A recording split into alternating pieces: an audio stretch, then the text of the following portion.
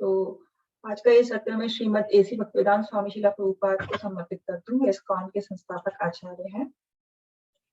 इसके बाद मैं अपने गुरु महाराज परम पूज्य गोपाल कृष्ण गोस्वामी महाराज और शिक्षा गुरु परम पूज्य राधानाथ स्वामी महाराज को भी प्रणाम करती हूँ। हम अध्याय 2 का अध्ययन कर रहे हैं। अध्याय 2 का जो शीर्षक है वह है गीता का सार। इसके अंतर्गत हम पहला जो भाग है कर्म योग, उसमें दूसरे अध्याय पर है। इसमें 72 श्लोक हैं और 72 श्लोक में 5 भाग हैं।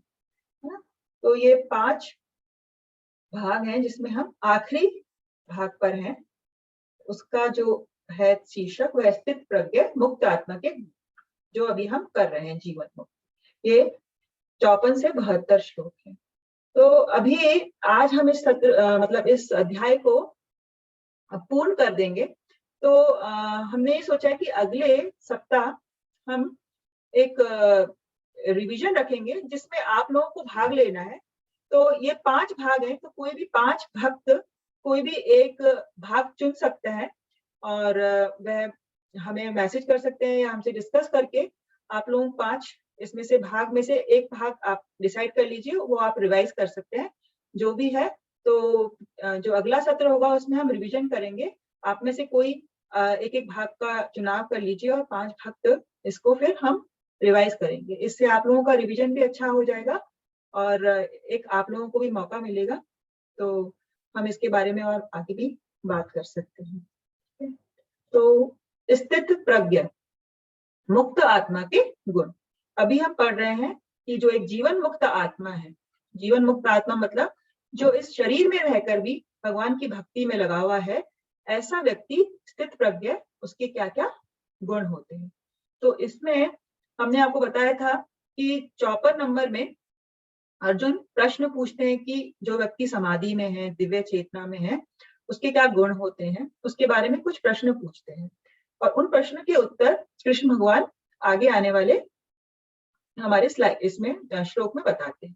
तो सबसे पहला जो प्रश्न था वह था क्या भाषा, मतलब लक्षण क्या है। उसका उत्तर भगवान 55 नंबर में देते हैं कि एक जो स्थित प्रज्ञ व्यक्ति है वह कैसे विषय से दूर रहता है और भगवान आत्मतुष्ट होता है ना। और दूसरा क्वेश्चन था कि वह ऐसा व्यक्ति कैसा बोलता है, प्रशंसा या दोष जब उसे मिलता है, स्नेह घृणा मिलती है, तो भारी और आंतरिक रूप से क्या कहेगा, कैसे उसको रिस्पॉन्ड करेगा। तो इसका उत्तर 56 और 57 में भगवान देते हैं।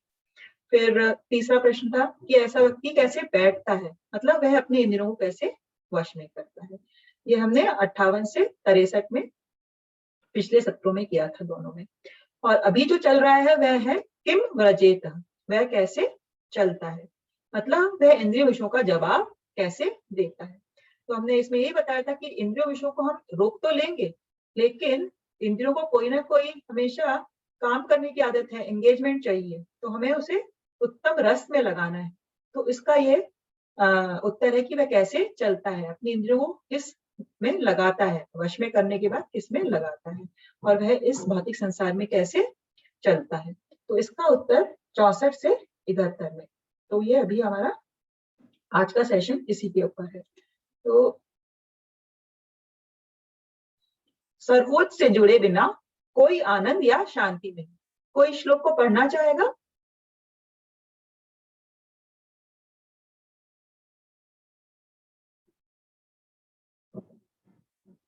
हरे कृष्ण माता जी।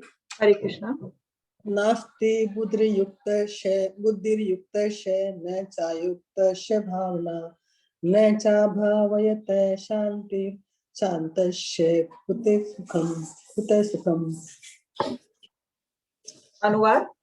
जो कृष्ण भावनामृत में परमेश्वर से संबंधित नहीं है, उसकी न तो बुद्धि दिव्य होती है और न ही मन स्थिर होता है, जिसके बिना शांति की कोई संभावना नहीं है। शांति के बिना सुख हो भी कैसे सकता है। भगवत गीता श्लोक अध्याय 2 श्लोक नंबर 66। धन्यवाद। तो इसमें अब भगवान क्या कह रहे हैं, है ना, वही उच्च रस था क्या, सर्वोच्च से जब हम जुड़ जाते हैं, जब हम भगवान से युक्त हो जाते हैं, है ना। नास्ति बुद्धि अयुक्त, युक्त से मतलब भगवान से युक्त होना, और अयुक्त से जो भगवान से जुड़ा हुआ नहीं है। कृष्ण भावनामृत में परमेश्वर से जो संबंधित नहीं है, तो ऐसा व्यक्ति क्या होगा, उसकी बुद्धि दिव्य नहीं हो सकती, है ना, उसकी बुद्धि दिव्य नहीं हो सकती। चायुक्त से भावना। अब जब बुद्धि दिव्य नहीं है तो नाचुक्त से भावना से क्या होगा, जब मन स्थिर नहीं होगा, मन स्थिर नहीं होगा तो हमारे को शांति नहीं मिल सकती, है ना, शांति, तो उससे शांति नहीं मिलेगी, और जब शांति ही नहीं है तो सुख कैसे मिल सकता है। तो ये एक सीरीज है कि हमें अगर भगवान में हमारा मन लगाएंगे तो हमें दिव्य बुद्धि की प्राप्ति होगी, दिव्य बुद्धि से हमारा मन स्थिर होगा, मन स्थिर होगा तो हमें शांति मिलेगी, और शांति मिलेगी तो हमें सुख मिल सकता है। अब शांति से क्या अर्थ है ना, जैसे कि हम कह सकते हैं कि किसी का स्वभाव होता है, ये बड़े शांत स्वभाव का है, हम कहते हैं कि ये तो बड़ा ऐसे शांत दिखता है, बड़ा ही संपन्न है, इसको क्रोध नहीं आता है, और ऐसे नहीं। जो यहाँ पर शांति की बात हो रही है वह भारी रूप से कोई शांति की बात नहीं। हो सकता है कि भारी रूप से हमें कोई इंसान बहुत शांत नजर आ रहा है ना, उसको हम देख के, लेकिन जब हम थोड़ा सा भी उसे उत्तेजित करेंगे तो हमें पता चल सकता है कि नहीं, इसके मन में, इसका मन कितना विचलित है, मन में कितनी परेशानियां हैं। तो भारी चीज को देखकर हम किसी के अंदर गहराई तक नहीं जा सकते। यहाँ पर जो शांति की बात है वह ये नहीं कि हमें जैसे कि कोई जो बाहर की परेशानियां हैं, चिंताएं हैं, वह नहीं है तो हम शांत हैं, नहीं। यहाँ पर शांति का अर्थ है कि जब हम भगवान से जुड़े हुए हैं, भगवान से जुड़े हुए हैं तो हम एक आंतरिक सुख, आंतरिक शांति का अनुभव करते हैं। तो यहाँ पर उस शांति का विवरण है कि जब हम अंदर से बहुत शांत हैं तो हमें हमारे गंतव्य का पता है, हमें पता है कि हम भगवान की सेवा में लगे हुए हैं। क्योंकि 5वें अध्याय में जो 29 नंबर श्लोक है उसमें भगवान कहते हैं भोक्ता राम यज्ञ तपसाम, है ना, सर्वलोक महेश्वरम सुहृदम सर्वभूतानाम शांति माम प्रचुति। तो उसमें शांति का फॉर्मूला बताया कि जो इंसान भगवान को सभी यज्ञों का, है ना, भोक्ता समझते हैं, है ना, सबका वेलविशर, सुहृदय समझते हैं, तो वह इंसान शांति को प्राप्त होता है। तो जब हम लोग भी ये जान जाएंगे कि भगवान ही हमारे लिए सब कुछ है और हमें भगवान की सेवा करनी है, उसी से हमारी आत्मा की तुष्टि होगी और हमारा अंतिम लक्ष्य केवल भगवान की इच्छाओं को संतुष्ट करना है, तो फिर हम हमारे लिए खुद की इच्छाओं के लिए कभी भी परेशान नहीं होंगे और हमें एक अजीब सी शांति का अनुभव होगा। तो यहाँ पर उसी शांति का विवरण है ना, और ऐसी शांति हमें तभी आ सकती है जब हम भगवान से जुड़े, ठीक है ना।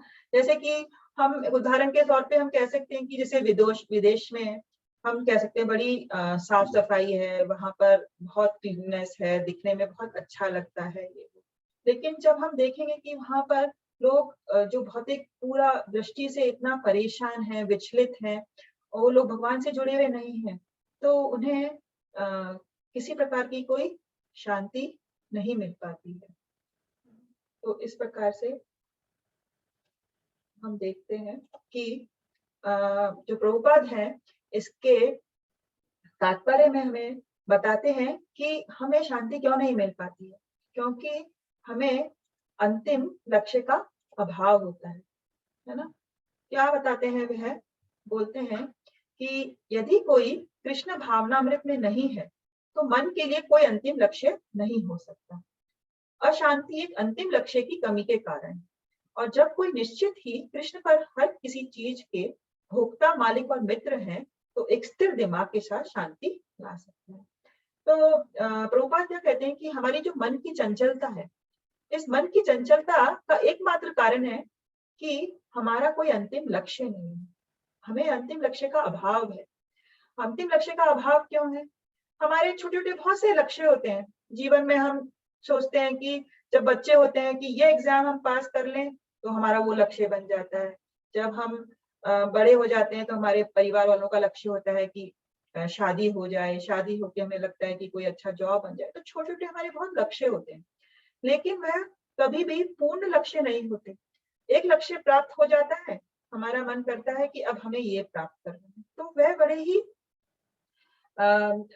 मतलब हमें शांति नहीं दे सकते, क्योंकि वह हमारा अंतिम लक्ष्य नहीं है और उस लक्ष्य की प्राप्ति के बाद हमारा कोई और लक्ष्य बन जाता है ना? हमें तत्काल थोड़ा-सा सुख मिल सकता है, लेकिन वह हमें परम सुख और शांति नहीं दे सकता। हमारा बड़ा मन चंचल होता है, वह हमेशा इधर-उधर दौड़ता रहता है। लेकिन जब हम समझ जाते हैं कि भगवान ही हर चीज़ के भोक्ता, मालिक और हमारे सबसे बड़े मित्र हैं, तो हमारा स्थिर एक दिमाग हो सकता है, जो हमें शांति ला सकता है। तो हमने अभी आपको क्या बताया कि मन का प्रशिक्षण मतलब मन को हम कैसे ट्रेन कर सकते हैं, और इसी के लिए हमने आपको साधना चार्ट भी दिया था। वह माइंड कंट्रोल चार्ट क्यों कहते हैं? क्योंकि आपने देखा कि कृष्ण नाम को जपना, उनके बारे में पढ़ना और श्रवण करना, ये कितना जरूरी है। जो मन कंट्रोल का चार्ट है, उसमें हमने मेनली इसी को उसमें सम्मिलित किया है। जैसे चैंटिंग है, रीडिंग है और हियरिंग, ये प्रमुख अंग है उसके, क्योंकि ये हमें भगवान से जोड़ते हैं। और जब हम ये सब करेंगे तो क्या होगा? इससे हमें दिव्य ज्ञान की प्राप्ति होगी, है ना? जब हमें दिव्य ज्ञान की प्राप्ति होगी, तो हमारा जो चित्त है, मन है, वह स्थिर हो पाएगा। जब मन और चित्त स्थिर होगा, तो हमें शांति मिलेगी और शांति से ही सुख मिलेगा, क्योंकि शांति के बिना हमें खुशी नहीं मिल सकती, सुख नहीं मिल सकता। तो जो श्लोक था, उसका यही सार है कि इन भगवान के नाम से जपने से, पढ़ने से, श्रवण करने से दिव्य ज्ञान, स्थिर मन, शांति और अंत में हमें खुशी की प्राप्ति हो सकती है ना? तो जो कृष्णा भावनामृत है, वह शांतिमय अवस्था है ना? तो आगे हम बढ़ते हैं नेक्स्ट श्लोक पर। उत्तेजित इंद्रियां बुद्धि हर लेती है। कोई पढ़ना चाहेगा इस श्लोक को?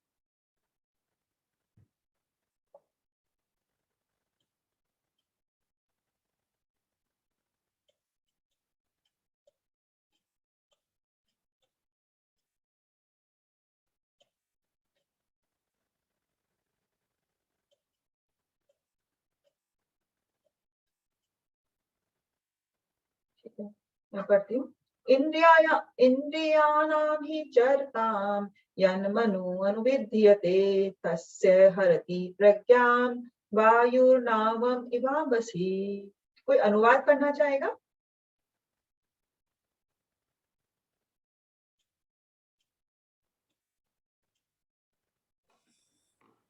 हरे कृष्ण माता जी। हाँ जी, बताइए, पढ़िए। जिस प्रकार पानी में तैरती नाव को प्रचंड वायु दूर बहा ले जाती है, उसी प्रकार विचरणशील इंद्रियों में से कोई एक जिस पर मन निरंतर लगा रहता है, मनुष्य की बुद्धि को हर लेती है। भगवद गीता अध्याय 2 श्लोक नंबर 67। हाँ जी, हरे कृष्ण। हरे कृष्ण। जिस प्रकार पानी में तैरती नाव को प्रचंड वायु दूर बहा ले जाती है, तो ये एक उदाहरण के माध्यम से कृष्ण भगवान इसमें समझा रहे हैं कि जब कोई नाव या कोई शिप जब समुद्र में है, तो कभी-कभी बहुत वायु चलती है, प्रचंड वायु, स्टॉर्म आ जाता है ना? हम कहते हैं कि अब तो ये डूब जाएगी, बह जाएगी और सब लोग डूब जाएंगे, जैसे कि टाइटैनिक शिप के साथ हुआ। तो हमने देखा है कि जब बहुत प्रचंड वायु चलती है, तो नाव अपने आप को संभाल नहीं पाती, है ना? वह डूब जाती है, उसको बहा ले जाती है। तो इस उदाहरण से कृष्ण भगवान क्या समझा रहे हैं कि हम भी इस भवसागर में हैं, हम भी इस सागर में हैं और एक नाव की तरह है ना? तो अगर हमारा मन इंद्रियों, विषयों पर विचरण करेगा, उसी प्रकार विचरणशील इंद्रियों में से कोई एक जिस पर मन निरंतर लगा रहता है, मनुष्य की बुद्धि को हर लेती है। तो इस भव सागर में अगर हम अपने आप को वश में नहीं करेंगे, और जैसे कि हमारे अलग-अलग ऐसे एरियाज रहते हैं, वीकनेसेस रहती हैं कि हम बहुत जल्दी भ्रमित हो जाते हैं, है ना? हमारा मन किसी भी विषय पर चला जाता है। ठीक है, तो अगर हम हमारे मन में से किसी एक इंद्री को भी हम ढीला छोड़ दें और हम उस पर चिंतन करें, उस पर हमारा मन लग जाए, तो क्या होगा, वह हमारी बुद्धि को हर लेते हैं। धीरे धीरे हम उसकी तरफ इतने आकर्षित हो जाएंगे कि फिर भगवान पर मन लगना मुश्किल हो जाता है। तो हमें क्या करना है, हमें हमारे आप को बचा कर रखना है। जैसे कि बहुत सारे, जैसे नाव भी शिव कभी बहने वाली होती है तो अनाउंसमेंट होता है कि अपना डायरेक्शन बदल लो, इस डायरेक्शन बदलने से तुम बच सकती है नाव डूबने से। तो उसी प्रकार से हमें भी अपना डायरेक्शन बदलना होगा, हमारे मन का डायरेक्शन बदलना होगा, तो हम अपने आप को बचा सकते हैं, है ना।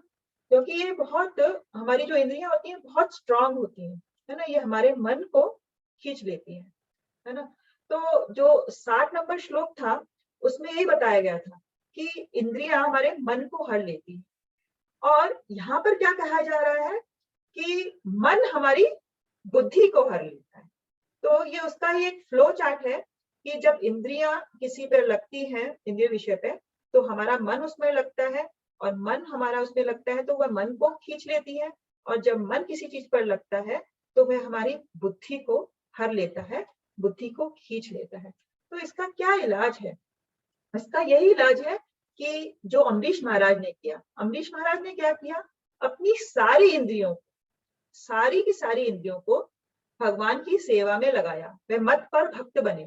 तो हमें भी उसी प्रकार से मत पर भक्त बनकर अपनी सभी इंद्रियों को भगवान की सेवा में लगाना है, ताकि उनमें से किसी पर भी हमारा मन नहीं लगे और हमारी बुद्धि सुरक्षित रह सके। ठीक है ना। तो इस प्रकार से हमें हमारी बुद्धि को बचाकर रखना है। जैसे कि आप ये देख रहे हैं कि एक रथ है, रथ में, इसको रथ के माध्यम से इन चारों चीजों को समझाया गया है। जो इसके 4 घोड़े हैं, 5 घोड़े हैं, उनको इंद्रियों से समझाया है कि ये हमारी इंद्रियां हैं, अलग अलग अलग।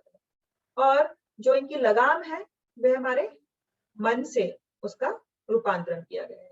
और जो इसको चला रहा है घोड़े को, जो ड्राइवर है, चैरिटियर है, वह हमारी बुद्धि है। और वहां कौन बैठा हुआ है, आत्मा।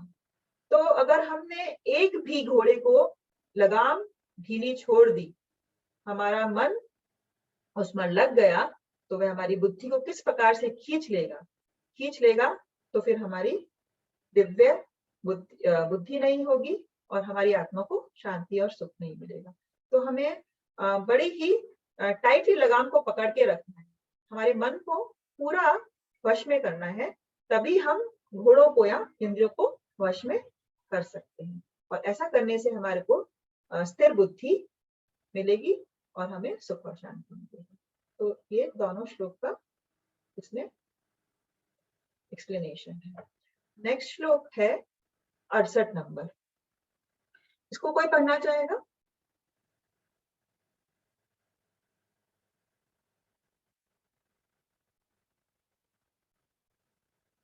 कोशिश कर सकते हैं कोई भी।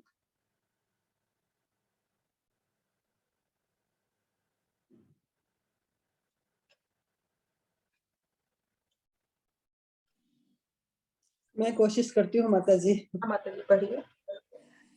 तस्माद्यस्य महाबाहो निगृहीतानि सर्वशः इंद्रियाणि इंद्रियार्थेभ्यः तस्य प्रज्ञा प्रतिष्ठिता। बहुत अच्छा माता जी। कोई अनुवाद पढ़ेगा? आप पढ़ दीजिए। मैं पढ़ूं? हाँ जी। अतः हे महाबाहु, जिस पुरुष की इंद्रियां अपने अपने विषयों से सब प्रकार से विरत होकर उसके वश में है, उसी की बुद्धि निसंदेह स्थिर है। हरे कृष्ण माता। हरे कृष्ण। तो अतः है महाभाव, जिस पुरुष की इंद्रियां अपने अपने विषयों से सब प्रकार से विरत होकर उसके वश में है, उसकी बुद्धि निसंदेह स्थिर है। तो यहाँ पर कृष्ण भगवान अर्जुन को क्या संबोधित कर रहे हैं, महाभाव। महाभाव यहाँ पर क्यों स्पेशली बोल रहे हैं, क्योंकि यहाँ पर इंद्रियों को हमें वश में करना है। जैसे कि सेना होती है ना, सेना को बड़ा ही कंट्रोल में करने के लिए, किसी दुश्मन को कंट्रोल करने के लिए बहुत स्ट्रांग होना पड़ता है, तभी वह आक्रमण कर कर अपने दुश्मन को पर अधिकार कर सकते हैं। तो इसीलिए हमें भी इन इंद्रियों को वश में करने के लिए बहुत प्रबल होना है ना। तो अगर हम प्रबल हो जाएं, लेकिन प्रबल होने में अभी ये है कि हम कितना भी प्रयास करें, है ना, लेकिन हम उसे वश में कर पाएंगे, लेकिन साथ ही साथ में हमें भगवान की सेवा में भी लगाना है ना। इंद्रियां कभी भी खाली नहीं रह सकती। वश में कर लिया सिर्फ और हमें उन्हें किसी में लगाया नहीं तो फिर मुश्किल हो जाएगा। जैसे यहाँ पर देख रहे हैं कि यहाँ पर छोटे छोटे बच्चे भी भगवत गीता का वितरण कर रहे हैं। वह अपनी इंद्रियों को भगवान की सेवा में लगा पा रहे हैं, और जब भगवान की सेवा में लगा पा रहे हैं तो वह हमारी इंद्रियां बड़ी आसानी से वश में आ जाती हैं। और ऐसा व्यक्ति जो अपनी इंद्रियों को विषय से दूर कर पाता है, उसकी बुद्धि स्थिर हो पाती है। तो इसमें भी यही बताया गया है कि हमें किसी भी प्रयास के द्वारा नहीं, बल्कि अपनी इंद्रियों को भगवान की सेवा में लगाने के बाद हमारी बुद्धि स्थिर हो सकती है। अब ये भगवत गीता का 69 नंबर श्लोक है। इसका अनुवाद कोई पढ़ना चाहेगा? श्लोक नहीं है, सिर्फ अनुवाद है।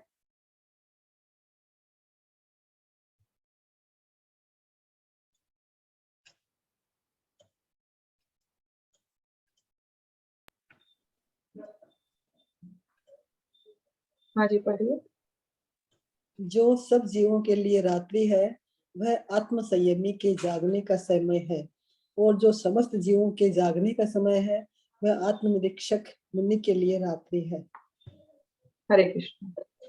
तो अब इसमें एक रूपक तरह का वर्ष है, श्लोक है, जिसमें भगवान में रात्रि और दिन के माध्यम से दो लोगों को कंपेयर किया गया है ना। तो जो सब जीवों के लिए रात्रि, तो इसमें दो प्रकार के लोग लिए गए हैं। एक तो भौतिकवादी लोग जो जीव है सारे, और दूसरा है एक आत्म संयमी लोग, है ना। तो दो प्रकार के लोग हैं और दो प्रकार की उनकी बुद्धि होती है, भौतिक बुद्धि और एक आध्यात्मिक बुद्धि।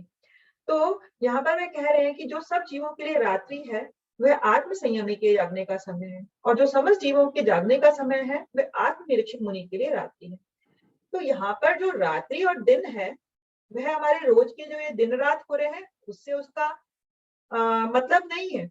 हम कह सकते हैं कि जब विदेश में, यूएस में दिन होता है तो भारत में रात्रि होती है, जब भारत में रात्रि होती है तो वहां दिन होता है। नहीं, ये कोई ज्योग्राफिकल तरीके से दिन और रात्रि का एक्सप्लेनेशन नहीं है। इसमें क्या है कि इसमें बताया गया है कि जो हमारी गतिविधियां होती है उसके आधार पर, है ना, गतिविधियों के आधार पर ये डिफरेंस है।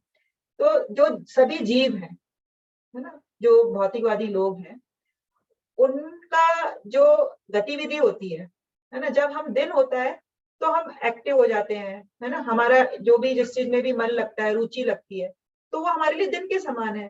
क्योंकि रात्रि के टाइम हम सो जाते हैं, हम डिसइंटरेस्टेड रहते हैं, हमारी कोई रुचि नहीं रहती, हम थोड़े से सोए भी अवस्था में रहते हैं, हमें उससे करने में कोई आनंद नहीं होता। तो जिस गतिविधि में करने में हमें आनंद आ रहा है वह हमारे लिए दिन के। तो जो सभी जीव हैं उनकी गतिविधियां क्या होती हैं?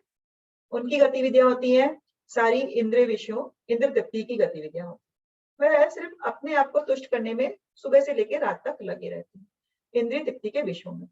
तो ये उनके लिए दिन के समान है।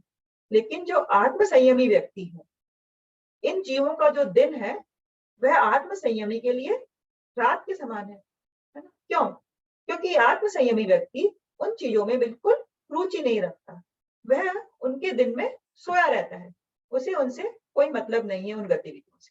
तो इस प्रकार से जो सभी जीवों के लिए दिन है वह आत्म संयमी के लिए रात्रि के समान। और इसका उल्टा जो आत्म संयमी के लिए दिन है, अब आत्म संयमी के लिए क्या दिन है? आत्म संयमी के लिए दिन है भगवान की के लिए जो भी गतिविधियां वो करता है, जैसे कि जाप, श्रवण, ये सब, तो उसकी गतिविधियां ये सब होती है, यह सब उसके लिए दिन है। लेकिन इन सब के प्रति भौतिक व्यक्ति के लिए कोई लगाव नहीं होता, तो वो उसके लिए रात्रि के समान है। तो बड़ा ही उनके प्रति अनासक्त रहता है, उसे कोई मतलब नहीं है हमारी गतिविधियों से, एक भक्ति गतिविधियों से भौतिकवादी व्यक्ति को कोई मतलब नहीं, तो वह उसके लिए रात्रि के समान है। तो यहाँ पर इस प्रकार से समझाया गया है रात्रि और दिन के, मतलब कि जो हमारी गतिविधियां हैं, भक्ति गतिविधियां हैं, उससे भौतिक व्यक्ति को कोई लेना देना नहीं है, और जो भौतिक आदमी के लिए जो गतिविधियां हैं जिसमें वह आनंद लेता है, वह आत्म संयमी के लिए उसका कोई मतलब नहीं है। तो इस प्रकार से हम समझ सकते हैं कि इसमें क्या इंपॉर्टेंट बताइए और क्या डिफरेंस बता रहे हैं। अब हमें जैसे कि एक भौतिक व्यक्ति है, हम ये नहीं कहते कि वह बुद्धिमान नहीं हो सकता, है ना। एक आध्यात्मिक व्यक्ति भी बुद्धिमान है, एक भौतिक व्यक्ति भी बुद्धिमान है। भौतिक व्यक्ति बुद्धिमान है, लेकिन वह क्या करता है, उस बुद्धि से सब कुछ अपने लिए ग्रहण करना चाहता है। वह कुछ बना रहा है, बड़े बड़े आजकल इन्वेंशंस होते हैं, आविष्कार होते हैं, लैपटॉप बनाया, कोई फोन बनाया नया, तो वह अपनी बुद्धि का इस्तेमाल कर रहे हैं, है ना। बुद्धि का इस्तेमाल तो कर रहे हैं, लेकिन वह ये नहीं जानते कि ये बुद्धि उन्हें किसने दी है, और वह भगवान से जुड़े हुए नहीं। तो अल्टीमेटली क्या होता है, अपनी इस भौतिक बुद्धि से वह जो भी कार्य करेंगे, है ना, क्योंकि वो भगवान से जुड़े हुए नहीं है, तो अल्टीमेटली उसका कोई फायदा नहीं होता, वह पूरी तरह से बेकार चला जाता है ना। लेकिन जो आध्यात्मिक व्यक्ति है, वह, उसमें भी बुद्धि है, वह अपनी बुद्धि लगा रहा है भगवान की सेवा में, और साथ साथ में जो उसे बुद्धि भगवान ने दी है, उसके द्वारा भी वह भगवान की सेवा करता है। जैसे कि अगर किसी की बुद्धि से वह बहुत अच्छा प्रवचन दे सकता है, या ये जो है कंप्यूटर का काम बहुत अच्छे से कर सकता है, तो वह इस कंप्यूटर को भी भगवान की सेवा में लगा देता है अपनी बुद्धि से। तो जो भी उसकी बुद्धि है, उसका इस्तेमाल वह सही तरीके से कर रहा है, तो इसलिए उसका जो परिणाम होता है, वह शाश्वत परिणाम मिलता है उसे। लेकिन एक भौतिकवादी व्यक्ति को वह परिणाम नहीं मिल पाता, क्योंकि वह भगवान से कनेक्टेड नहीं है, भगवान से जुड़ा हुआ नहीं है। आगे हम देखते हैं, ये 70 नंबर श्लोक है, इसको कोई पढ़ना चाहेगा?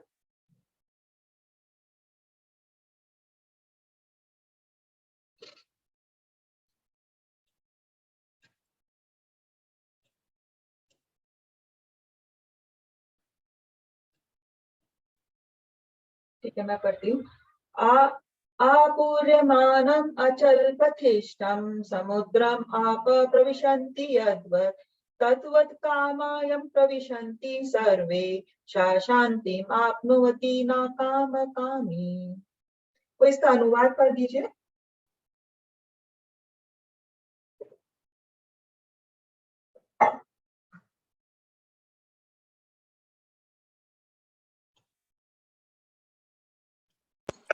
अतः जी मुझे अच्छा तो नहीं लगता, बार बार मैं पढ़ रही हूँ, पर मुझे समझ नहीं आता लोग क्यों नहीं पढ़ रहे हैं। कोई बात नहीं, आप पढ़िए। हरे कृष्ण।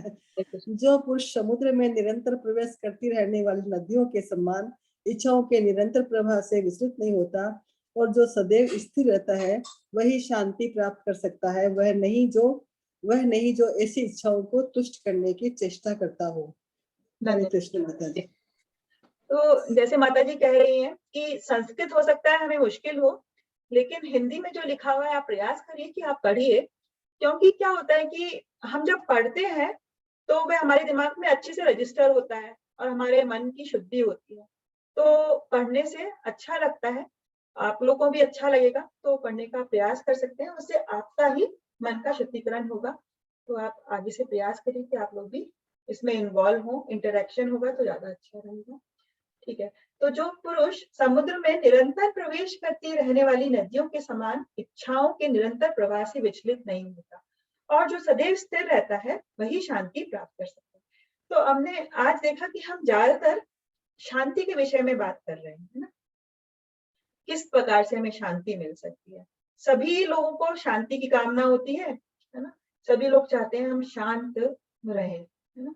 शांति का ये मतलब नहीं है कि हम किसी जंगल में जाकर बिल्कुल शांत वातावरण में भगवान का भजन कर रहे हैं तो ही हम शांत रह सकते हैं, नहीं। इस भौतिक जगत में रहकर भी अगर हमें आंतरिक शांति है, तो हम बाहर की जो दुनिया है वह हमारे को विचलित नहीं कर सकती। हम इस दुनिया के बीच रहकर भी शांति का अनुभव कर सकते हैं, क्योंकि हमें हमारा अंतिम लक्ष्य पता रहता है ना। तो इसमें आप एक और उदाहरण से इसी चीज को कृष्ण भगवान समझा रहे हैं कि जब इच्छाएं हमें अंदर प्रभावित होती हैं, जब हमारे बहुत सारी इच्छाएं जो हमें, जब हम इंद्रिय विषयों को देखते हैं तो इंद्रियों का प्रभाव हमारे अंदर आ जाता है। लेकिन जो एक भक्त होता है वह उनके प्रति कोई रिस्पॉन्स नहीं देता, वह बड़ा ही स्थिर रहता है फिर भी, है ना। जैसे कि उदाहरण के तौर पर एक समुद्र है, समुद्र में बहुत सारा पानी है, वहां पर हम देखते हैं कि समुद्र में बहुत सारी नदियां हमेशा मिलती रहती हैं, लेकिन इससे समुद्र में कोई फर्क नहीं पड़ता, है ना। उसका जो तल है वह भी समान रहता है, समुद्र स्थिर रहता है, उसमें नदियां आ रही हैं उसको कोई फर्क नहीं पड़ता, उसके पानी में ज्यादा उफान भी नहीं आता है, वह उसमें समा जाती है। उसी प्रकार से अगर एक कृष्णा भावना भावित व्यक्ति है तो वह एक समुद्र के समान, उसको इतना आंतरिक सुख और शांति है ना, इतना सुख उसे मिल रहा है भगवान की दिव्य सेवा में कि जब ये इच्छाएं आती हैं तो वह उन्हें मना कर देता है, उसको वह बिल्कुल विचलित नहीं कर पाती, वह स्थिर रह पाता है ना। लेकिन जो एक भौतिकवादी व्यक्ति है अंदर से वह बड़ा खाली है, खालीपन है, उसे वह सुख और शांति नहीं है, क्योंकि उसे आत्मा परमात्मा का संबंध नहीं पता।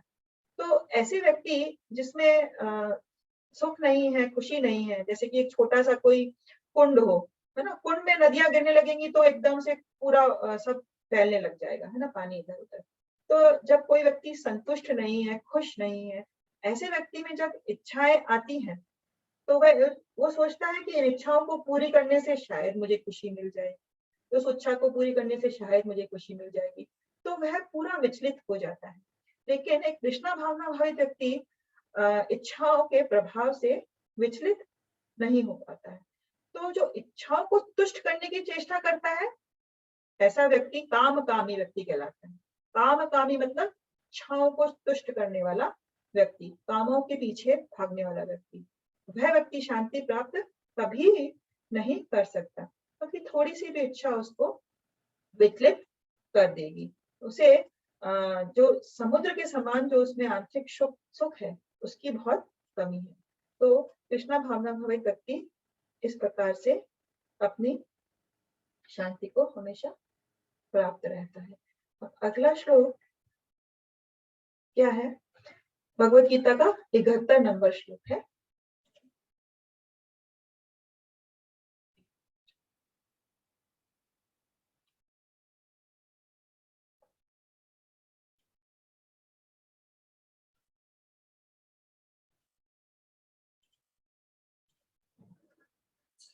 हाँ, तो जिस व्यक्ति ने इंद्रिय तृप्ति की समस्त इच्छाओं का परित्याग कर दिया है, जो इच्छाओं से रहित रहता है और जिसने सारी ममता त्याग दी है तथा अहंकार से रहित है, वही वास्तविक शांति कर सकता है। तो इसमें कृष्ण भगवान अब क्या कह रहे हैं, ऐसे व्यक्ति के देखो तो गुण बता कि जिस व्यक्ति ने इंद्रिय तृप्ति की समस्त आवाज आ रही है, बंद कर नहीं ना, खत्म हो गया क्या? नहीं हाल चाल रही है। बैक जा, बैक क्यों जा अल्लाह के तो क्लास ही बंद कर दी हमारी, ये तो आवाज तो अभी ही चल वो बंद कर।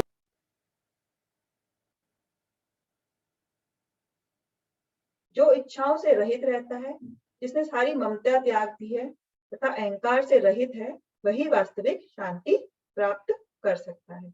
तो समस्त इच्छाओं का परित्याग है इसमें, है ना, कोई भी इच्छा नहीं है, वह निष्प्रह बन गया है। निष्प्रह बन गया है मतलब उसमें कोई भी इच्छा नहीं है, इच्छा शून्य है या इंद्रिय तृप्ति शून्य व्यक्ति है, उसे बोलते हैं सारी इच्छाओं का त्याग। जिसने सारी ममता त्याग दी है मतलब उसे अब किसी भी चीज से, किसी पे भी वह अपना अधिकार नहीं जमाता है, कोई सेंस ऑफ प्रोप्राइटरशिप नहीं है कि ये मेरा है, ये उसका है, ऐसा कुछ नहीं है। जो अहंकार से रहित है, तो 3 गुण है इसमें, जो अहंकार से रहित है, जिसमें किसी भी तरीके से कोई ममता नहीं है और सारी इच्छाओं का परित्याग कर दिया है, ऐसा व्यक्ति वास्तविक शांति प्राप्त कर सकता है ना। अब ये शांति जो है, वास्तविक शांति, हमने आपको पहले ही बताया कि ये दो प्रकार की शांति हो सकती है। एक तो है मन की शांति, है ना, एक हो सकता है हमारे दिल की शांति, हमारे हार्ट की शांति। तो हम जब कहते हैं कि हम मन से बड़े शांत हैं, तो हम देखते हैं कि हम, जैसे हमें कोई चिंता नहीं है, हम किसी भी चीज की कोई टेंशन नहीं कर रहे हैं, तो हम कह सकते हैं हमारा मन शांति है। लेकिन जो हमारे दिल की शांति है, वह हमें पूर्ण सुख देता है, क्योंकि दिल की शांति है मतलब हम भगवान से जुड़े हुए हैं, है ना, भगवान से जुड़े हुए हैं, तो हमें दिल की शांति प्राप्त होती है, और वही वास्तविक शांति है। अब हम कह सकते हैं कि कोई व्यक्ति इच्छा शून्य होकर कैसे रह सकता है ना। जब तक हमारा ये शरीर है तो हमें इच्छाएं होंगी, इंद्रियां भी हमारी किसी न किसी चीज में लगने की कोशिश करेंगी, तो इच्छा शून्य कोई व्यक्ति कैसे हो सकता है। तो इसमें प्रभुपाद जी जो तात्पर्य में हमें बताते हैं कि वास्तविक इच्छा शून्यता क्या है। वास्तविक इच्छा शून्यता यह है कि जब हम, हमारी सारी इच्छाएं, मतलब हमारी सारी इच्छाएं भगवान की तुष्टि के लिए है, तो वह वास्तविक इच्छा शून्यता होती है। हम इच्छाओं को नहीं रोक सकते, है ना, जब तक हमारी इंद्रियां हैं इच्छाएं रहेंगी, लेकिन हम इच्छाओं की गुणवत्ता को बदल सकते हैं, उनकी क्वालिटी को बदल सकते हैं, हम उनको डाइवर्ट कर सकते हैं। क्या कि हमने उनकी क्या गुणवत्ता बदल दी कि अब जो भी इच्छा हम कर रहे हैं वह भगवान की सेवा के लिए कर रहे हैं, भगवान की तुष्टि के लिए कर रहे हैं। अब हम हमारी तुष्टि के लिए कोई प्रयास नहीं कर रहे, कोई इच्छा नहीं है, तो वह वास्तविक इच्छा शून्यता कहलाती है। और ऐसी इच्छा शून्यता से ही हमें शांति मिल सकती है, ना कि हर चीज पर हमें अधिकार जमाने से, है ना, अपने अहंकार को बीच में लाने से नहीं। हमें अपना अहंकार और ममता को त्याग कर जब हम भगवान की सेवा में हमारी सारी इंद्रियों को लगा देंगे, तो वह वास्तविक इच्छा शून्यता कहलाएगी। इसमें हमने इसीलिए ये अर्जुन का उदाहरण पिक्चर लगाया है, क्योंकि इस जब युद्ध को अर्जुन नहीं करना चाह रहे थे, तो वो उनकी स्वयं की इच्छा थी, है ना, तो वह परेशान हो रहे थे और उन्होंने अपना गांडीव रख दिया था। लेकिन जब भगवान ने भगवद गीता का ज्ञान दिया, तो फिर उन्होंने फिर से धनुष बाण उठाया और भगवान की इच्छा के लिए, कृष्ण भगवान की इच्छा के लिए युद्ध किया। तो अब यह उनकी इच्छा शून्यता है, क्योंकि उन्होंने अपनी इच्छा का त्याग कर कर भगवान की इच्छा के लिए कार्य किया। तो हमें भी ऐसा बनना है। ये आज का आखिरी श्लोक है ना। इस श्लोक को कोई पढ़ना चाहेगा?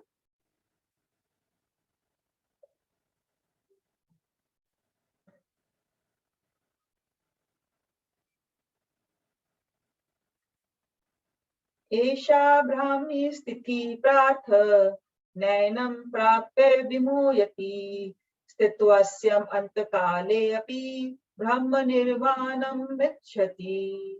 इसका अनुवाद कोई पढ़ना चाहेगा? ये आध्यात्मिक तथा ईश्वरीय जीवन का पथ है, जिसे प्राप्त करके मनुष्य मोहित नहीं होता। यदि कोई जीवन के अंतिम समय में भी इस तरह स्थित हो तो वह भगवद्धाम को प्राप्त होता है। धन्यवाद, धन्यवाद आपका बहुत बहुत। तो ये आखिरी श्लोक है। इसमें अभी भगवान ने स्थित प्रज्ञ के बारे में हमें सब कुछ बता दिया कि हमें कैसे शांति मिल सकती है, हमें क्या करना है इस जीवन में, ठीक है ना। अब भगवान इसमें क्या बता रहे हैं, यह आध्यात्मिक तथा ईश्वरीय जीवन का पथ है। जो उन्होंने अभी तक बताया हमें, वह क्या है? आध्यात्मिक और ईश्वरीय जीवन का पथ है, मार्ग है कि मत पर भक्त बनना, ठीक है। अब जिसे प्राप्त करके मनुष्य मोहित नहीं होता। तो अगर हम इस प्रकार का जीवन जिएंगे तो फिर हम मोहित नहीं होंगे, है ना। यदि कोई जीवन के अंतिम समय में भी इस तरह स्थित हो तो भगवत धाम को प्राप्त करता है। ब्रह्म स्थिति कह रहे हैं उसमें उसको, या ब्रह्म निर्वाण की स्थिति। तो हमने देखा है कि बुद्धा जो थे वह निर्वाण करते हैं कि निर्वाण मिल जाए। तो उनका जो निर्वाण था लॉर्ड बुद्धा का, उनके निर्वाण का अर्थ था, निर्वाण का अर्थ होता क्या है कि इस भौतिक जीवन की जो गतिविधियां हैं उनका अंत होना होता है, निर्वाण मिल जाना। तो जब बुद्धा निर्वाण कहते थे तो उनके अनुसार इस भौतिक जीवन के अंत के बाद सब कुछ शून्य है ना। उनके निर्वाण का यह अर्थ है। लेकिन जो इस श्लोक में ब्रह्म निर्माण या ब्रह्म स्थिति है, उसका क्या अर्थ है कि जो एक आध्यात्मिक पुरुष या जो आध्यात्मिक जीवन से जुड़ा हुआ है, उस व्यक्ति के लिए जब भौतिक गतिविधियां समाप्त हो जाती हैं और वह भगवान के कार्य में लग जाता है, तो एक तरह से वह ब्रह्म स्थिति में है, वह ब्रह्म निर्वाण की स्थिति में है। क्यों? क्योंकि अभी वह भौतिक गतिविधियों में नहीं लगा हुआ है, उसका जीवन इस धरती पर रहकर भी पूर्णतः भगवान की सेवा में है, वह भगवान का भक्त है और वह जो भी गतिविधि कर रहा है वह भगवान के लिए है। तो इसमें हम कह सकते हैं कि उसे भगवत भक्ति प्राप्त हो गई। तो अब दो चीज होती है, हम कहते हैं कि जब हमें मोक्ष मिल जाएगा तो हमें भगवत धाम की प्राप्ति होगी। अब जिस व्यक्ति ने यहीं पर भगवान की भक्ति कर रहा है, तो भगवत भक्ति में और भगवत धाम में कोई अंतर नहीं रह जा सकता। क्यों? क्योंकि भगवत धाम में जाकर भी हम लोग क्या करेंगे? हम लोग नित्य भगवान की सेवा में लगे रहेंगे। जैसे कि इस दृश्य में आप देख रहे हैं, सभी लोग भगवान के लिए कोई ना कोई सेवा कर रहे हैं, कोई ये वादन कर रहे हैं, म्यूजिक बजा रहे हैं, कोई लोग भगवान के लिए फूल ला रहे हैं, भगवान के लिए भोग बना रहे हैं, जो भी है। तो वह भगवत धाम में जो सेवा कर रहे हैं, अगर वही चीज हम इस धरती पर रहकर कर रहे हैं, तो भगवत भक्ति और भगवत धाम में कोई अंतर नहीं रह जाता। तो इस स्थिति को हम कह सकते हैं जीवन मुक्त स्थिति या ब्रह्म निर्वाण स्थिति या ब्रह्म स्थिति, जिसमें हम इस धरातल पर रहकर भी भगवत धाम की प्राप्ति कर सकते हैं। इसीलिए हम कहते हैं कि भगवत भक्ति और भगवत धाम में कोई अंतर नहीं है, इसीलिए भगवत भक्ति करना ही हमारे लिए सबसे ज्यादा श्रेष्ठ है। तो इस प्रकार भगवान कृष्ण इस अध्याय को खत्म करते हैं। क्योंकि ये गीता का सार है, तो हमने देखा कि भगवान ने इसमें ऑलमोस्ट सारे टॉपिक्स कवर कर लिए और जो भगवत की भक्ति है, भगवान की भक्ति है, उसकी महत्ता के बारे में हमें अंत में से बताया। और इसमें फिर ये भी बोल रहे हैं अंत काले यहाँ पे अंतिम समय का पहली बार भगवद गीता में वर्णन हुआ है। उसके बाद 8वें अध्याय में भी भगवान वापस अंत काले की महत्ता बताएंगे कि अंत समय में जो हमें याद रहता है, हमें हमारे अगले जन्म में उसी की प्राप्ति होती है ना। जो हम याद करते हुए छोड़ते हैं शरीर, वह हमें मिलता है ना। तो इसमें हमने पहले भी आपको एक उदाहरण बताया था कि कोई अपने कर्म के अनुसार तो एक कॉकरोच बनना चाहिए, है ना। तो अगर वह ये हो जाएगा कि उसे अगर एक राजा के घर में हो सकता है वह कॉकरोच बन जाए या उसे, तो इस प्रकार से जो भी हम चीज याद रखते हैं आखिरी मोमेंट पे, वह हमें मिल जाता है। तो इस तरह से अंतिम समय में हमें वही याद रहेगा जो हम इस जीवन भर प्रयास कर रहे हैं, जीवन भर जिस चीज में लगे हुए हैं, वही हमारे को अंतिम समय में याद रहेगा। और वह बहुत महत्वपूर्ण होता है, अंतिम समय के समय हमें क्या याद है, उसके अनुसार ही हमें भगवत धाम की प्राप्ति हो सकती है। तो हमें इसी जीवन में भगवत भक्ति में लगना है। तो हम जल्दी से इसका रिवीजन करते हैं। तो 58 में हमने देखा था किच्छुओं की तरह में इंद्रियों का नियंत्रण करना, जिस तरह कछुआ नियंत्रण करता है। और नियंत्रण करना जरूरी है, लेकिन साथ साथ में जो स्वाद है उसको रोकने के लिए हमें उत्तम रस का अनुभव करना है, भक्ति में स्थिर होना। फिर हमने देखा कि ये कितना मुश्किल है, क्योंकि विवेकी पुरुष भी विचलित हो जाते हैं विश्वामित्र के उदाहरण से, क्योंकि इंद्रियां बहुत प्रबल होती हैं और विवेकी पुरुष के मन को हर लेती है। 60 में हमने बताया था कि इंद्रियां कैसे मन को हर लेती हैं। 61 में बताया कि केवल कृष्ण भक्ति से इंद्रिय नियंत्रण पॉसिबल है ना। अगर मत बड़ा भक्त बनना है, तो अगर हम कृष्ण पर अपना ध्यान केंद्रित करेंगे तो इंद्रियों और मन को नियंत्रित कर सकते हैं। अगला हमने देखा था कि अनियंत्रित मन से क्या होगा, लगाव, काम, क्रोध, मोह, स्मृति का विभ्रम, बुद्धि नष्ट, पतन हो सकता है। फिर अगर किसी ने इसको वश में कर लिया तो भगवान की कृपा प्राप्त होती है। और भगवान की कृपा प्राप्त करने का क्या परिणाम होता है? भगवान की दया, 3 गुणों से दुख से मुक्ति मिलती है, शांति, चेतना हमारी संतुष्ट होती है और स्थिर बुद्धि मिलती है। फिर हमने देखा आज कि सद्बोध से जुड़े बिना कोई आनंद या शांति नहीं। कृष्ण के साथ अगर कोई संबंध नहीं है तो हमारी स्थिर बुद्धि, स्थिर मन नहीं हो सकता और हमें शांति और खुशी नहीं मिल सकती। फिर आखिरी में हमने देखा कि उत्तेजित इंद्रियां बुद्धि को हर लेती है। तो इंद्रियां मन को हरती है और मन हमारा बुद्धि को हर लेता है ना। और स्थिर बुद्धि किसकी है? जो अपनी इंद्रियों को सभी विषयों से विरत कर पाता है। और फिर देखा कि दो प्रकार की बुद्धि होती है, जो भौतिकवादी व्यक्ति के लिए दिन है वह अध्यात्मवादी व्यक्ति के लिए रात है, वह उसमें कोई भी आनंद नहीं लेता। फिर 70 में देखा कि ऐसा व्यक्ति इच्छाओं से अनुचित रहता है, जैसे कि समुद्र में नदियां या प्रवेश करती हैं तो भी कोई फर्क नहीं पड़ता। इसी प्रकार भक्त में जब इच्छाएं आती हैं तो वह उनको रिस्पॉन्स नहीं करता, उनसे परेशान नहीं होता। और भक्त के क्या गुण है कि उसने अपनी समस्त इच्छाओं का त्याग कर दिया है, इच्छा से रहित है और अहंकार से रहित है, तो ऐसा भक्त शांति को प्राप्त होता है। और अंत में भगवान कह रहे हैं कि जो इस तरह का पथ जीवन पथ करता है तो वह भगवत धाम में प्रवेश करने के योग्य है। वह इस जीवन में रहकर ही भगवत भक्ति कर रहा है और भगवत भक्ति और भगवत धाम में कोई अंतर नहीं रह जाता। तो आज का सत्र यही समाप्त होता है। किसी का कोई कमेंट हो, कोई हमें प्रश्न हो तो पूछ सकते हैं। और आप में से कोई अगले सत्र में हम इसका जब रिवीजन करेंगे तो कोई अभी कोई भाग को लेना चाहेगा इन 5 भाग में से रिवीजन करने के लिए तो बता सकते हैं।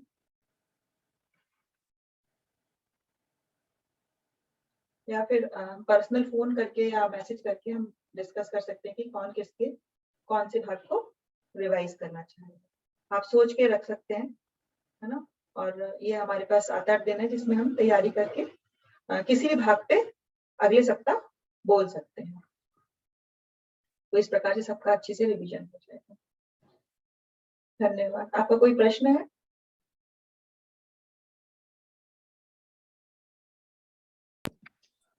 हरे कृष्ण माता जी, अभी तो हम नए नए हैं इसलिए हम आपके ही सब सुनेंगे, हमें आइडिया कुछ नहीं है। और सेकंड बात, मान लो सोचे भी तो हमें इतना सुंदर से बोलना नहीं आता है जिस तरह से बोलना चाहिए। नहीं, ऐसा नहीं है माता जी। जैसे कि एक भाग को हमने ले लिया, आपको जो उसमें समझ में आया, आप जैसे हम स्लाइड्स आपको भेजते हैं तो उन स्लाइड्स को आप पढ़ सकते हैं और वो हिस्से का भगवत गीता का एक हिस्सा पढ़ सकते हैं। तो उससे आपकी क्या समझ है, आपको बस वो बताना है कि आपने उससे क्या समझा।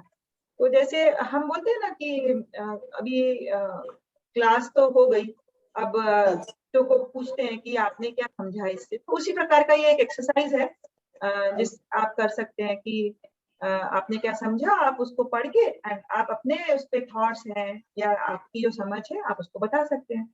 तो ये हम लोगों के बीच है, छोटा सा ग्रुप है उसमें,